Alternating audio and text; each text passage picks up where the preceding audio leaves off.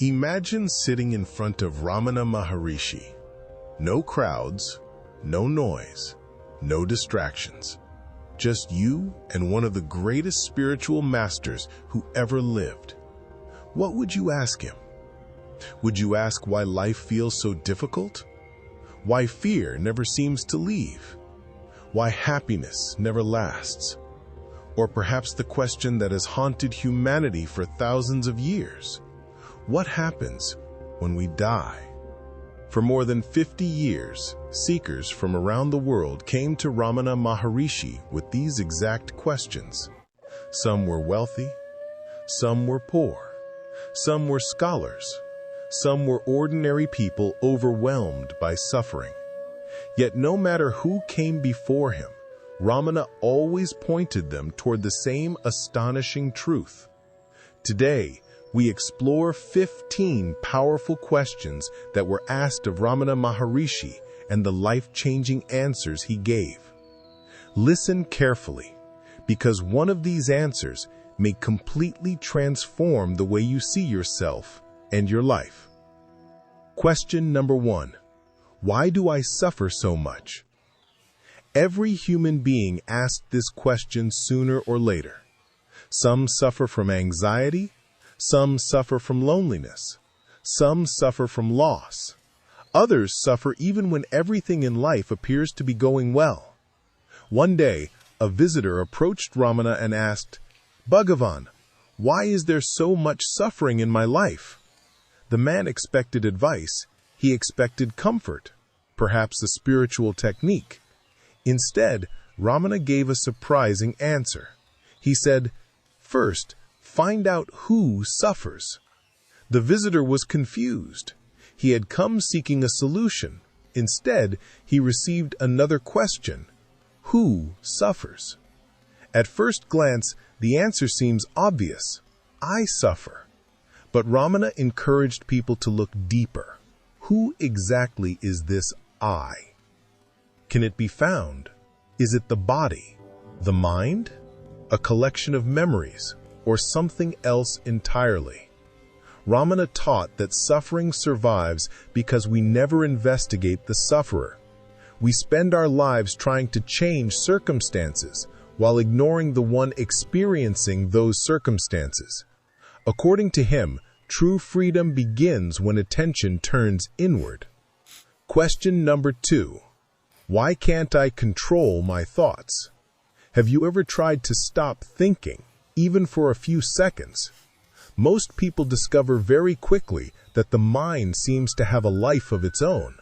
Thought after thought, memory after memory, worry after worry. Many seekers complained about this to Ramana. One devotee told him, "My mind never stops. How can I control it?" Ramana replied, "Show me this mind." The devotee was silent. Where exactly is the mind? Can you touch it? Can you hold it? Can you find its location? Ramana explained that what we call the mind is nothing more than a stream of thoughts, and every thought depends on one central thought, the thought of I. Without the sense of I, all other thoughts lose their foundation. This is why Ramana encouraged seekers to investigate the source of the I thought itself, because when the root is understood, the branches naturally lose their power. Question number 3. Is destiny already fixed? This question has troubled humanity for centuries. Do we have free will, or is everything already predetermined? One day, a visitor asked Ramana, "If everything is destined, why should I make any effort at all?" Ramana smiled.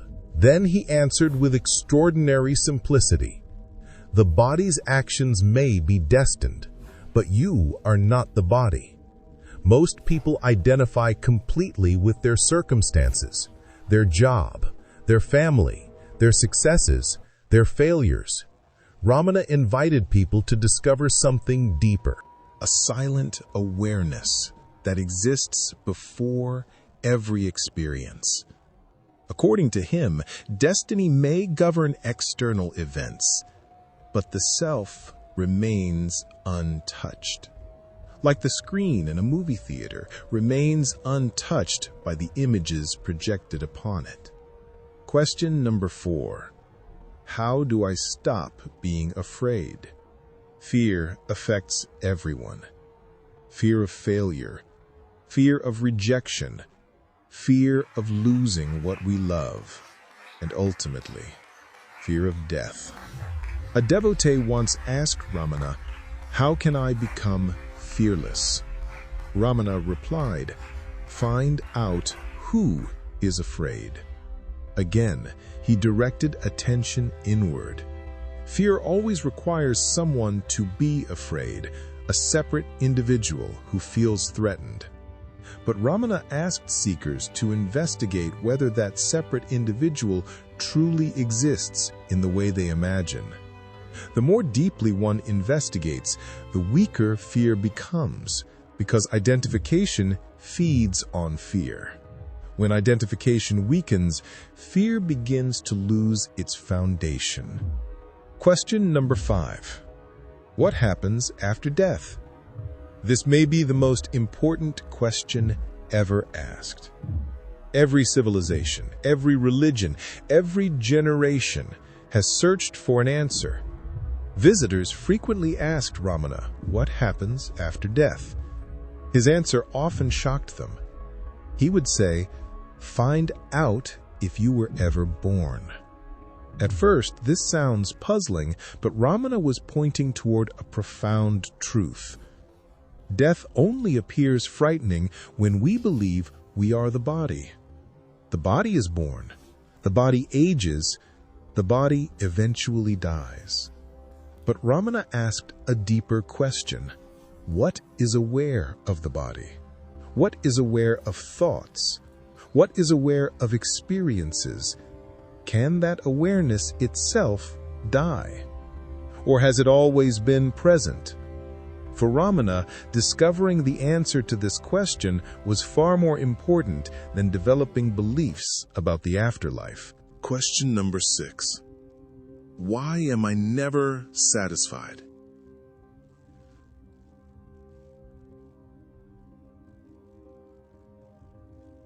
A successful businessman once came to Ramana Maharshi. He had wealth, he had respect, he had achieved many of the goals people spend their entire lives chasing. Yet inside, he felt empty. No matter what he achieved, the feeling never disappeared for long. So he asked Ramana, "Why am I never satisfied?" Ramana replied, "Because you are seeking happiness where it does not exist." The businessman was puzzled. Like most people, he believed happiness came from obtaining what he desired. But Ramana explained that every desire creates agitation in the mind. When a desire is fulfilled, the mind becomes quiet for a brief moment. In that silence, happiness is experienced. People assume the object created the happiness, but according to Ramana, happiness was already within. The object merely removed mental agitation for a short time. That is why every achievement eventually loses its power, and that is why the search continues.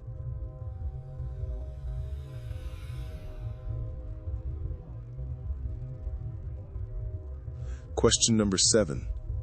Does God really exist? Many visitors came to Ramana seeking answers about God. Some were devoted believers, others were skeptics. One visitor asked directly, "Can God be seen?" Ramana answered, "First, find out who wants to see God."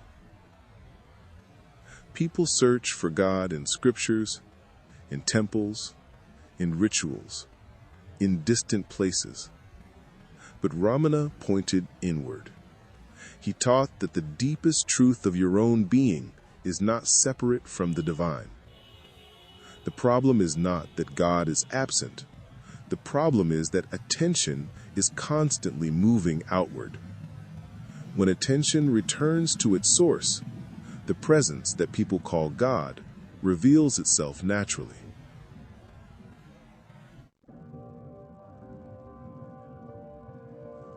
Question number 8. Why do relationships create suffering? A devotee once complained about endless conflicts within his family. Arguments, misunderstandings, emotional pain. He asked Ramana how to find peace in relationships. Ramana listened quietly, then asked, "To whom has this suffering come?" The man answered, "To me." Ramana replied, "Find that me." Most relationship pain comes from protecting an image of ourselves. The ego wants appreciation, recognition, validation, control. When these expectations are not fulfilled, suffering appears. The stronger the ego, the easier it is to hurt. The weaker the ego, the easier it becomes to love.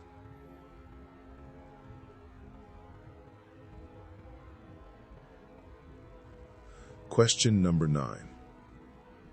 How do I find inner peace? A visitor once told Ramana, "I have searched everywhere for peace. I have traveled, I have prayed, I have meditated, but peace still escapes me." Ramana smiled, then said something remarkable. You do not need to find peace. You only need to remove what disturbs it. Peace is not something that must be created. It is already present, just as the sun remains present behind clouds. Thoughts come and go, emotions come and go, experiences come and go, but the peace beneath them remains unchanged.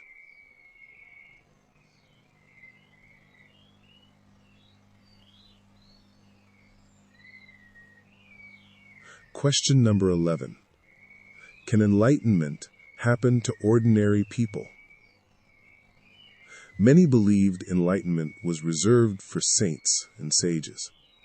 People imagined it was something extraordinary, something available only to a chosen few.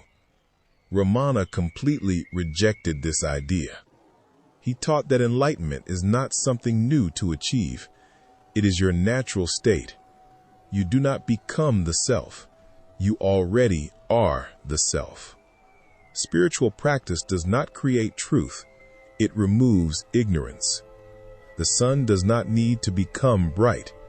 It simply needs the clouds to move away. Question number 12. What is the greatest obstacle to spiritual growth?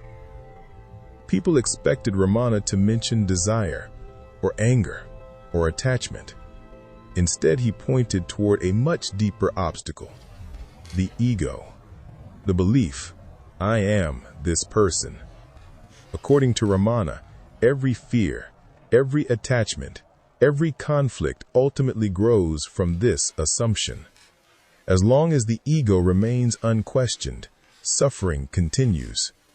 But the moment the ego is investigated, its power begins to weaken. Question number 13. Why do bad things happen to good people? This question has troubled humanity for centuries.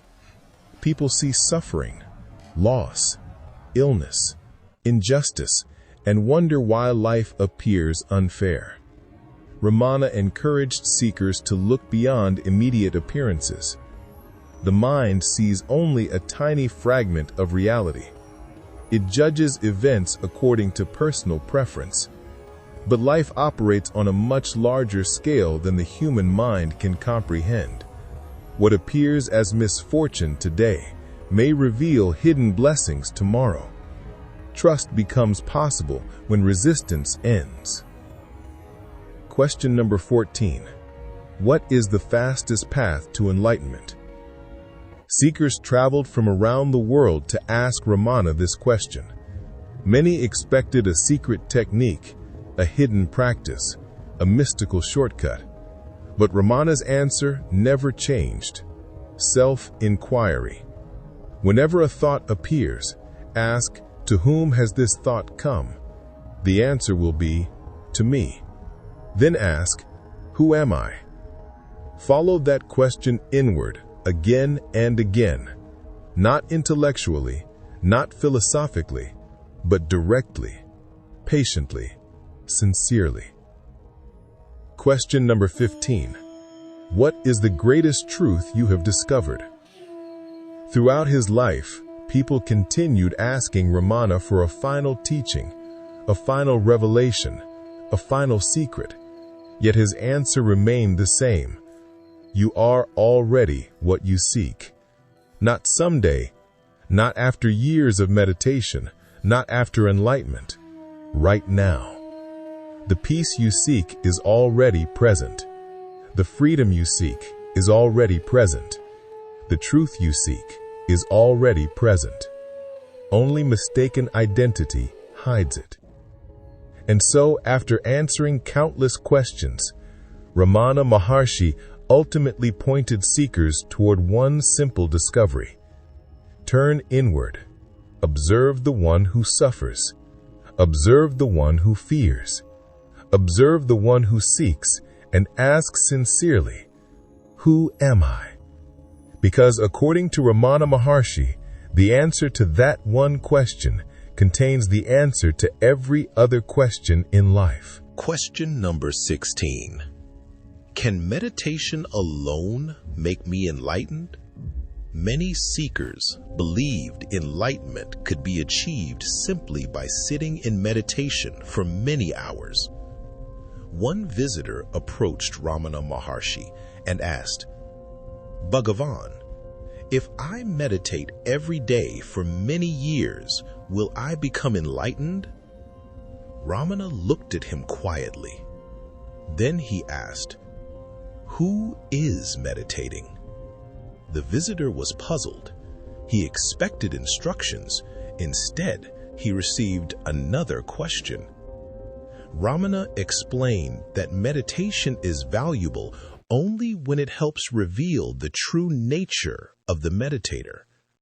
Otherwise, meditation can become another activity of the ego, one more achievement, one more identity, one more spiritual accomplishment. According to Ramana, the purpose of meditation is not merely to calm the mind. It is to discover the one who is aware of the mind. When the meditator is investigated, a deeper silence begins to emerge. A silence that exists before every thought. A silence that was never absent. Question number 17. Why does happiness never last? This is a question every human being eventually asks. A new relationship brings happiness, then the excitement fades. A promotion brings happiness, then it becomes normal. A dream is fulfilled, then another dream appears. One devotee asked Ramana, "If happiness is my true nature, why does it come and go?" Ramana explained that happiness itself does not come and go. Only attention comes and goes. Imagine the sun hidden by clouds. The sun has not disappeared. Only your view of it has changed. Similarly, your true nature remains unchanged. Thoughts pass across awareness like clouds passing across the sky. Emotions rise and fall. Experiences appear and disappear. But beneath them all remains a silent presence, a presence that neither arrives nor departs. Ramana taught that real happiness is not excitement, it is peace. It is the natural contentment that appears when the mind becomes quiet.